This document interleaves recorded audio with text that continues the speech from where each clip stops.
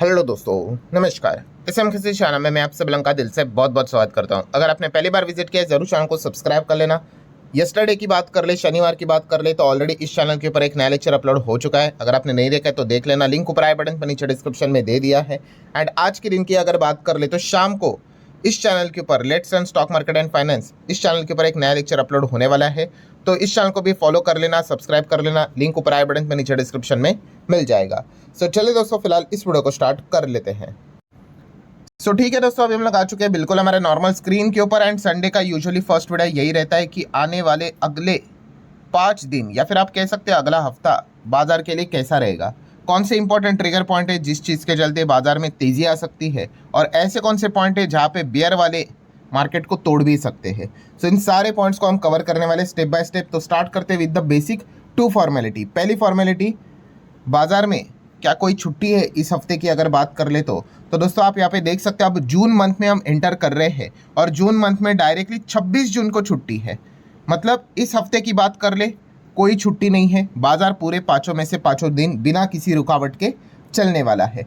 Second formality हम क्या देखते हैं कि भाई बाजार का माहौल क्या है। माहौल तो बच्चे बच्चे को पता है भाई, बियर वालों के ही चपेट में मार्केट है। पिछले 1.5-2 साल से तो बियर वाले ही बाजार के ऊपर पूरा कंट्रोल लेके बैठे हुए। बट इन शॉर्ट टर्म की भी बात कर ले, मतलब हफ्ते भर की भी बात कर ले तो आप देख सकते जो शुक्रवार था उसमें तो अच्छी खासी गिरावट देखने को मिल गई। और जो पिछला हफ्ता की अगर हम यहाँ पे बात कर ले, ठीक है, उसमें एक बीच में छुट्टी आ जाती है, बट फिर भी हम 5 ट्रेडिंग सेशन को पकड़ ही लेते हैं हफ्ते भर के हिसाब से, तो आप परफॉर्मेंस देख सकते हो। अगेन बियर वाले सक्सेसफुल रहे मार्केट को और लगभग 2% डैमेज करने के लिए। मतलब हम कह सकते हैं ऑलरेडी मार्केट नीचे और एंड अगर हफ्ते भर की बात करें ऐसा और धीमे धीमे करके बियर वाले उसको नीचे ही खींच रहे, क्योंकि बियर वालों के फेवर में काफ़ी सारी अच्छी खबर आ रही है और बुल वाले तो बस उम्मीद के हिसाब से ही चल रहे हैं कि ऐसा हो सकता है वैसा हो सकता है। अगर खबर भी आई तो कोई वो कॉन्क्रीट खबर रहती नहीं है, 4 दिन बाद पता चलता है कि भाई उसमें कोई दम नहीं था। सो बियर वालों के कंट्रोल में ज़्यादा मार्केट नज़र यहाँ पे आ रहा है। शुक्रवार के दिन हमारा मार्केट तो 3:30 बजे बंद हो जाता है। उसके बाद अमेरिकन मार्केट में क्या कोई बड़ी हलचल थी? चलो 0.72 मतलब 350 पॉइंट की तेजी थी। नैस्डैक बिल्कुल फ्लैट क्लोज हो गया, जो कि आप यहाँ पे देख सकते हो। और हमारा गिफ्ट निफ्टी की अगर हम यहाँ पे बात कर ले तो आप यहाँ पे चेक कर सकते हो कितना था, 23,687 हम कह सकते हैं। और हमारा जो नॉर्मल निफ्टी है वो कितना है, 547। तो चलिए थोड़ा सा गिफ्ट निफ्टी इसके ऊपर नज़र यहाँ पे आ रहा है। हालांकि सबसे इंपॉर्टेंट चीज़ क्या रहेगी कि गिफ्ट निफ्टी वापस कल सुबह 6:30 बजे खुलेगा, उसको देखना इंपॉर्टेंट चीज़ रहेगी। वहाँ से एक अनुमान निकल कर आएगा कि exactly gap up gap down मतलब कितना हमें देखने को मिल जाएगा। फिलहाल तो गिफ्ट निफ्टी अब थोड़ा सा लीड लेकर चल रहा है।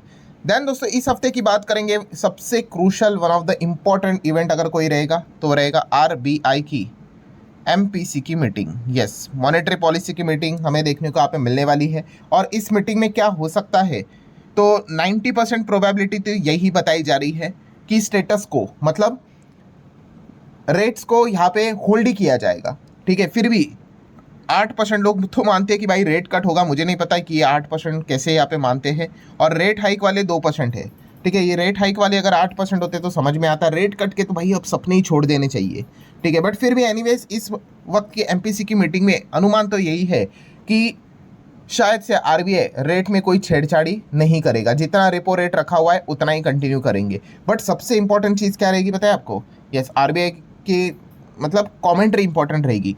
इन्फ्लेशन को लेकर उनकी फोरकास्टिंग, GDP में क्या उनकी फोरकास्टिंग, पहले जो दिया था अब उसमें वो बदलाव डेफिनेटली करेंगे। अभी रिसेंटली हम लोगों ने देखा IMD ने अगेन मॉनसून से रिलेटेड फोरकास्टिंग डाउनग्रेड कर दी है। इसके पहले खुद RBI ने ही वार्निंग दी थी कि ये इस प्रकार की चीज़ें काफ़ी घातक है और वहाँ पे ही हमें डाउन साइड पे चेंजेस देखने को मिले। तो ये सारे चीज़ों की कमेंट्री इस हफ्ते हमें देखने को मिलने वाली है। प्लस प्रेस कॉन्फ्रेंस रहेगी, काफ़ी तीखे सवाल भी पूछे जाएंगे। डॉलर रूपी को लेकर भी बहुत कुछ चीज़ें सामने आने वाली। दोस्तों इस हफ्ते का सबसे इंपॉर्टेंट इवेंट रहने वाला है, इसको ज़रूर नोट यहाँ पे कर लेना।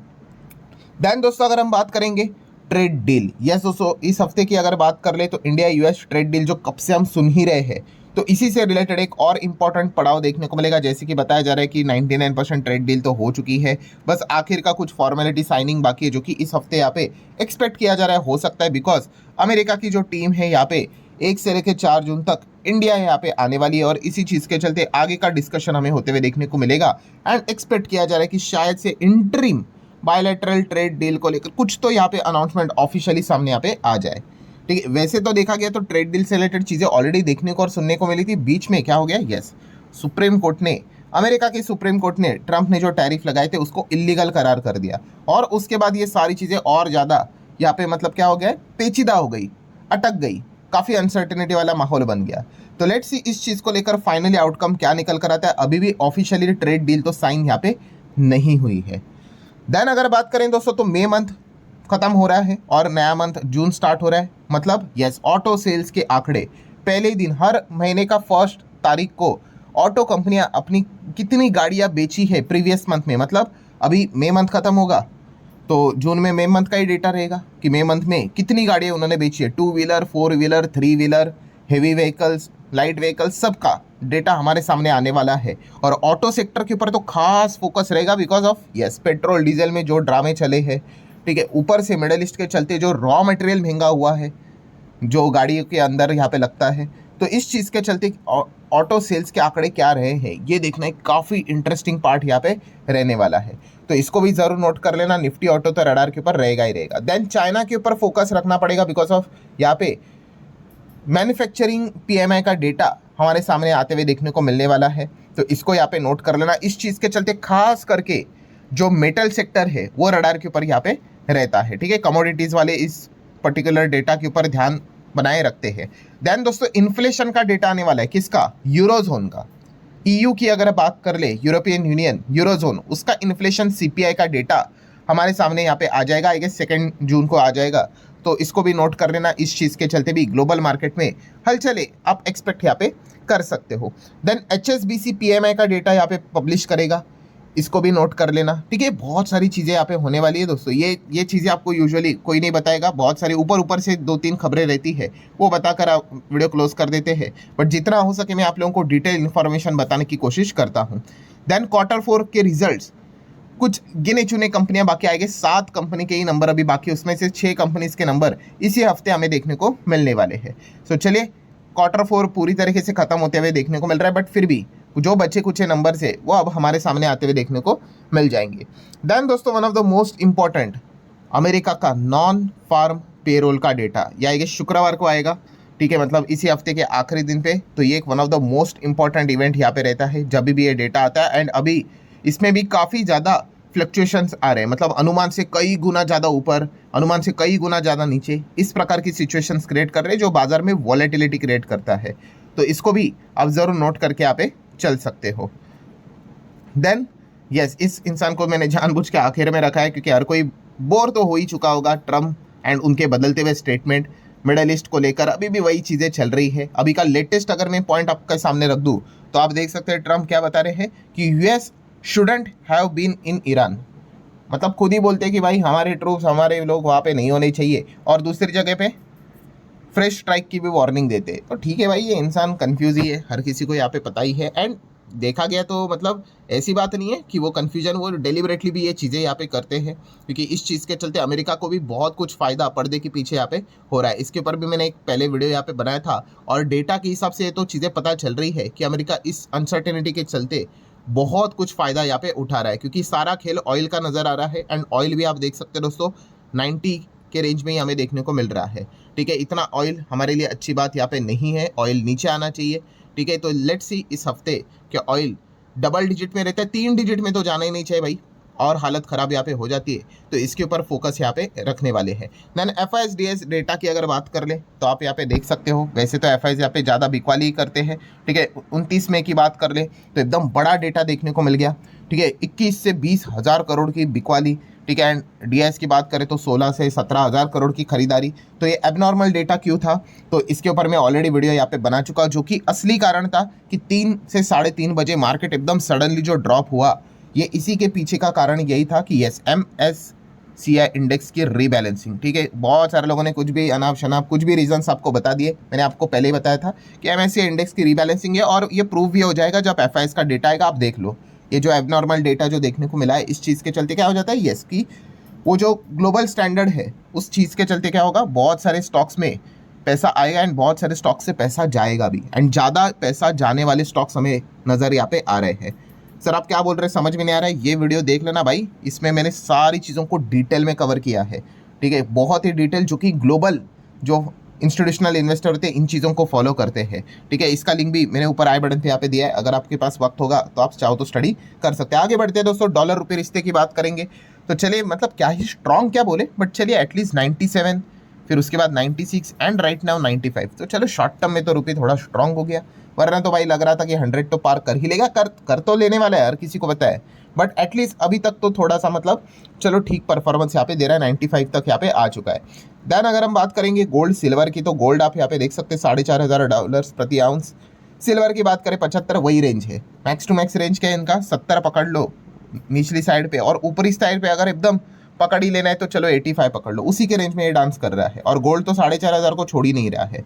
देन MCX में अगर रुपी टर्म में भाव की बात कर ले तो फ्यूचर कॉन्ट्रैक्ट्स में आप देख सकते हो 1,56,000 के आसपास गोल्ड का वैल्यू, एंड सिल्वर की बात करें तो 2,65,67 70 के आसपास सिल्वर चलते हुए देखने को मिल रहा है। क्रिप्टो की अगर बात करेंगे दोस्तों, तो क्रिप्टो में बिटकॉइन अगेन 74 के आसपास है, वहीं पे इथेरियम भी फंसा हुआ है, 2000 के आसपास ही चल रहा है, इसका भी सेम वही लेवल है, 1900 से लेकर यहाँ पे 2300, उसी रेंज में यहाँ पे बार बार यहाँ पे इथेरियम भी फंसता हुआ देखने को यहाँ पे मिल चुका है। देन आखिरी के कुछ 2-3 डेटा, जैसे कि डॉलर इंडेक्स की बात कर ले तो अभी भी यह 98-99 के करीबी नज़र यहाँ पे आ रहा है। एंड देन अगर हम यहाँ पे US बॉन्ड यील्ड की अगर बात कर ले तो कितना 4.4, तो चलिए थोड़ा ऊपर गया था, वहाँ से थोड़ा नीचा है, ये हमारे इक्विटी का दुश्मन रहता है, हम सभी लोगों को यहाँ पे पता ही है। सो ठीक है, अब आखिरी पॉइंट के ऊपर आ जाते हैं, option chain. So option chain की अगर बात करेंगे तो हम यहाँ पे देख सकते हैं, यस इसी लेवल के बीच में हम यहाँ पे फंसे हुए हैं। तो चलो सबसे पहले सपोर्ट की अगर बात कर ले तो हमें क्या करना पड़ेगा, इस साइड पे यहाँ पे जाना पड़ेगा। सो यहाँ पे हम देख सकते हैं कि कहाँ पे सौदे नज़र यहाँ पे आ रहे हैं। सबसे क्लोजेस्ट लेवल क्या है, 23,600। सो यहाँ पे आप देख सकते हैं सपोर्ट की नहीं, यहाँ पे अगर हम रेसिस्टेंस की बात करें, माफ़ कीजिएगा, सपोर्ट के लिए उस साइड पे जाना पड़ेगा। एनीवेज, सो अगर हम रेसिस्टेंस की बात करें 23,600 के हिसाब से, तो आप देख सकते हो कि इतना स्ट्रांग लेवल नज़र नहीं आ रहा है, मतलब 23,600 तोड़ना इतना कुछ ज़्यादा मुश्किल नहीं रहेगा।